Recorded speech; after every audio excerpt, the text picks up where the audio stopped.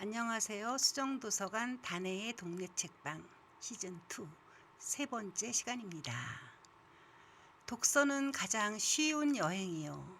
책방은 가장 가까운 터미널이다. 제가 이번에 소개시켜 드릴 책방은 해화역 책방 동양서림과 동양서림 2층에 위치한 시집 전문 책방 위트앤 시니컬입니다. 저는 사실 책방 여행을 하면서 날 잡아 하루 책방 몰아다니기를 즐기는데요. 이 동네에 오면 책방 이음, 풀무질 책방, 서가는, 수레딩거, 얄라북스 등 이렇게 대여섯 군데를 들리곤 합니다. 동양서림은 해화역 사거리에 위치했습니다. 이 책방이 1953년에 문을 열었으니 70년 된 책방으로 서울에서 가장 오래된 책방입니다.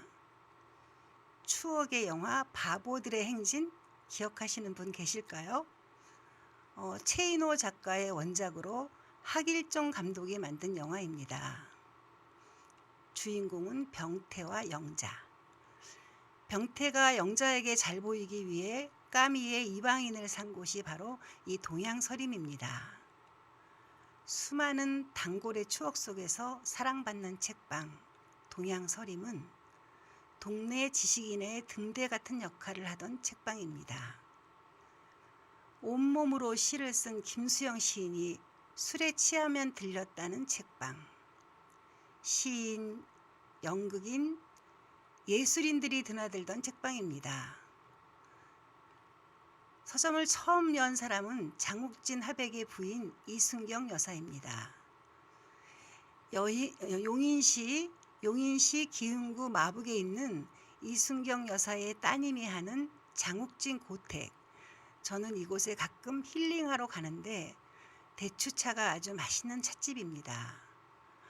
그리고 요즘에 현대미술관 덕수공간에서 장욱진의 회고전 가장 진지한 고백이 내년 2월까지 열린다고 하니 시간 나시면 한번 다녀오세요. 저도 다녀오려고요. 이순경 여사의 아버지는 역사학자 이병도인데 책방 이름을 지어준 이도 바로 친정아버지였다고 합니다. 1987년부터 책방 직원이었던 최주보님에게 아무런 조건 없이 책방을 계속하게만 하라고 넘겨주고 2004년부터 최주보님의 따님이 하는 동양서림. 70년 된 책방은 서울 미래유산으로 등록이 되어 100년 서점을 꿈꾸고 있답니다. 만약에 100년 서점이 되면 우리나라 최초의 100년 서점이 되는 것이죠. 마음의 동쪽을 의미한다고 해요.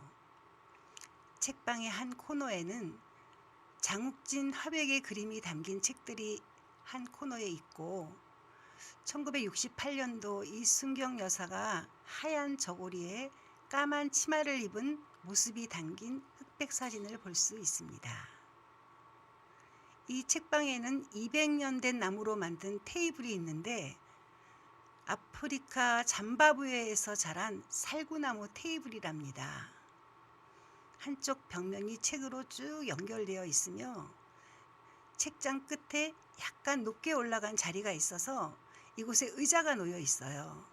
일명 독서의자.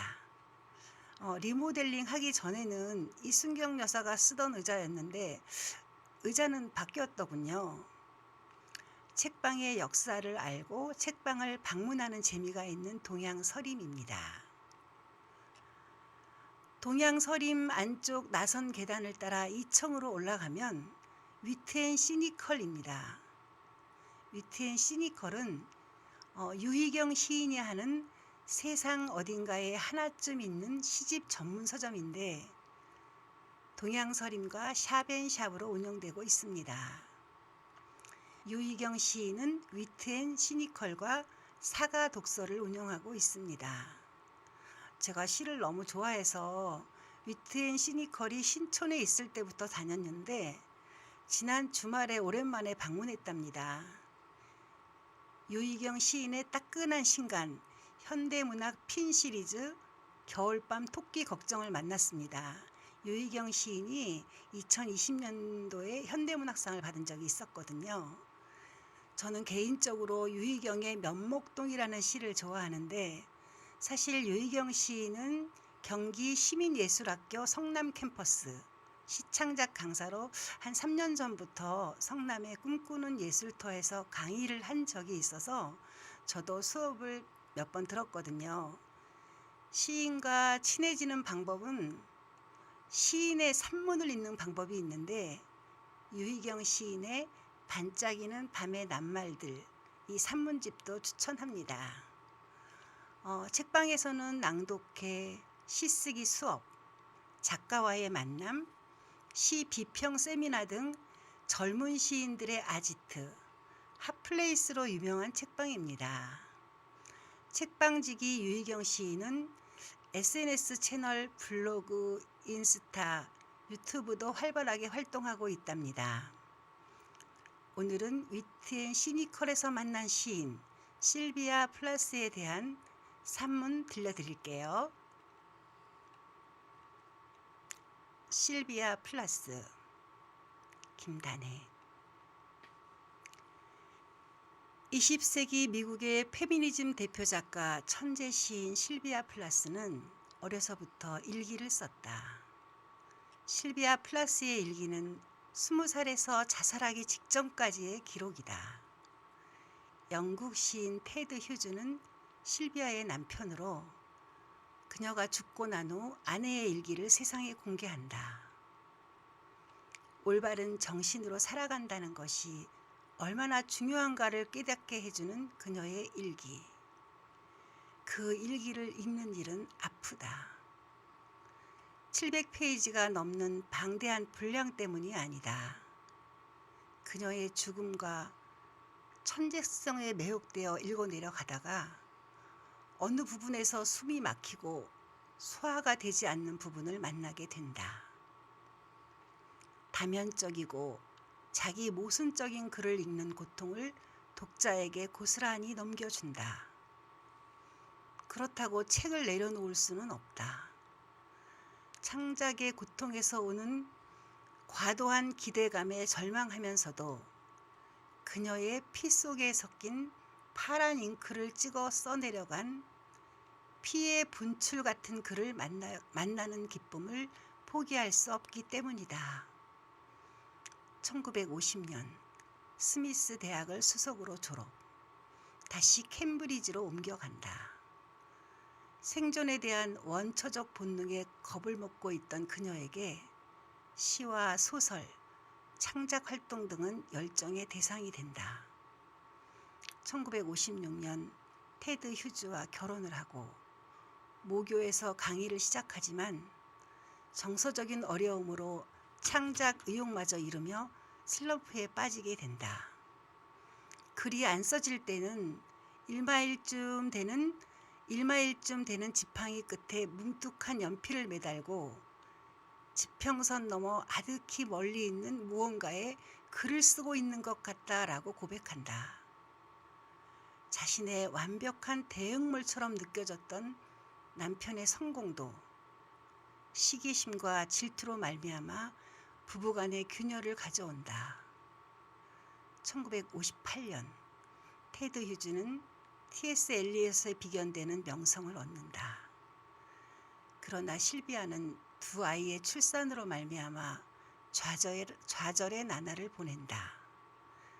결국 남편의 외도를 빌미로 결혼 생활을 파국으로 끝낸다. 런던에서 아이 둘과 생활하던 실비아는 100년 만에 찾아온 혹한과 생활고, 우울증, 창작의 고통에 시달린다. 30세 젊은 나이에 집안의 창문을 테이프로 막고 아이 둘을 옆방에 남겨둔 채 가스 오븐에 머리를 박고 자살로 생을 마감한다. 바다를 사랑한 실비아 플라스. 그녀는 상상력의 바다를 꿈꾸었다. 그래서 기네스 펠트로우가 출연한 그녀의 일대기를 그린 영화 실비아에서는 바다를 배경으로 한 장면이 많다. 그녀가 두려워했던 꿈이 없는 삶, 너무 행복하고 현실적인 인간이 될까봐 겁을 냈다. 테드 휴즈와 함께 책장 하나 가득 책을 채울 만큼 시집을 출판하고 싶어 했던 열정적인 글쓰기는 사후에 펴낸 시 선집으로 퓰리처상을 받는다. 할 가치가 있는 대부분의 일이 그러하듯이 글쓰기는 어렵다. 일기장을 편다. 오늘 내가 썼던 가면을 벗는다. 2겹, 3겹. 가면을 벗고 나니 맑은 얼굴이 나타난다. 내 피 속에는 어느 만큼의 파란 잉크가 남아있는 것일까? 펜에 잉크를 찍는다. 나는 누구인가? 라고 쓴다. 10월 시 읽기 좋은 계절입니다. 좋아하는 시집 한 권 사기 위해 위트앤시니컬 방문하는 건 어떨까요? 감사합니다.